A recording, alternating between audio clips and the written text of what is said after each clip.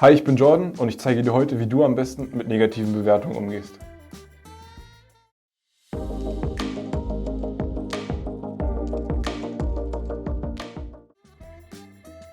Es mag eventuell merkwürdig klingen, aber eine negative Bewertung kann tatsächlich was Gutes für dein Geschäft bedeuten.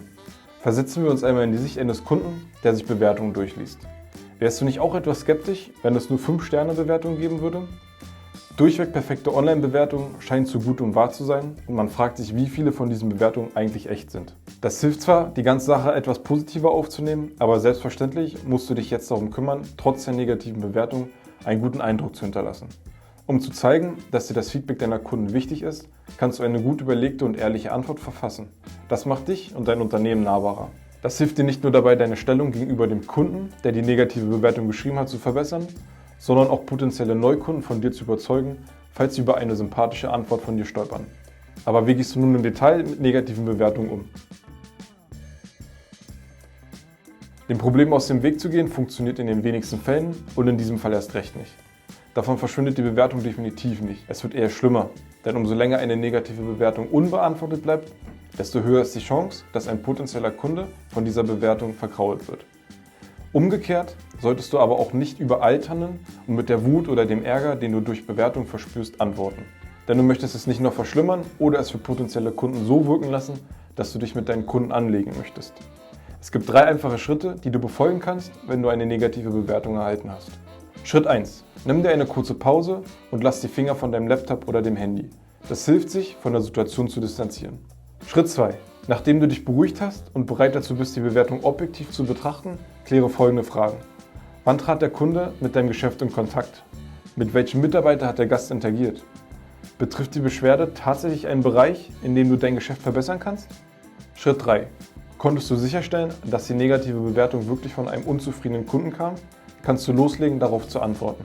Falls das nicht der Fall ist, solltest du dich darum kümmern, diese fälschlich erstellte Bewertung der Plattform zu melden. Die verschiedenen Plattformen wie Google, TripAdvisor oder Yelp haben dazu verschiedene Vorgehensweisen. Setze dich mit ihnen auseinander und melde die falsche Bewertung. Prinzipiell kannst du beim Verfassen einer Antwort auf einen negativen Kommentar 4 simple Schritte verfolgen. Schritt 1. Verfasse eine persönliche Antwort. Sprich den Kunden mit dem Namen an. In den meisten Fällen findest du zumindest den Vornamen bei der Rezension. So verhinderst du, gefühlslos zu wirken und zeigst, dass du dich tatsächlich mit der Bewertung auseinandersetzt. Schritt 2. Sag Danke. Bedanke dich, auch wenn es dir schwerfällt. Der Kunde wird dich so als jemanden wahrnehmen, der offen für Feedback und Kritik ist. Hier ein paar Formulierungen, wie du dein Danke formulieren kannst. Danke, dass du uns darauf aufmerksam gemacht hast. Danke, dass du uns darüber informiert hast. Vielen Dank, dass du uns eine ehrliche Bewertung deiner Erfahrungen mitgegeben hast. Schritt 3. Entschuldige dich und biete eine Lösung an. In den meisten Fällen bist du selbst nicht schuld an dem, was der Kunde erlebt hat. Doch die meisten Menschen vertrauen Unternehmen nicht, die zu ignorant und stolz sind, eigene Fehler einzugestehen. Daher habe ich hier ein paar Formulierungen, Entschuldigung zu sagen, auch wenn man selbst nicht schuld ist. Es tut mir leid, dass du das Gefühl hast. Es tut mir leid, dass du diese Erfahrung bei uns gemacht hast. Es tut mir leid, dass du nicht zufrieden warst mit. Doch vergiss nicht, auch eine Lösung für das Problem hervorzubringen, nachdem du dich entschuldigt hast. Sei es eine Erklärung einer falschen Kommunikation, die dazu geführt hat, oder ein Ersatz für eine falsch ausgeführte Bestellung. Bemühe dich, einen Lösungsvorschlag anzubieten, den der Kunde der negativen Bewertung annehmen kann. Schritt 4. Biete an, das Problem offline zu klären.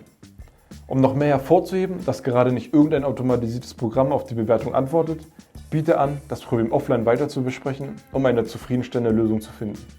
Du kannst das zum Beispiel wie folgt formulieren.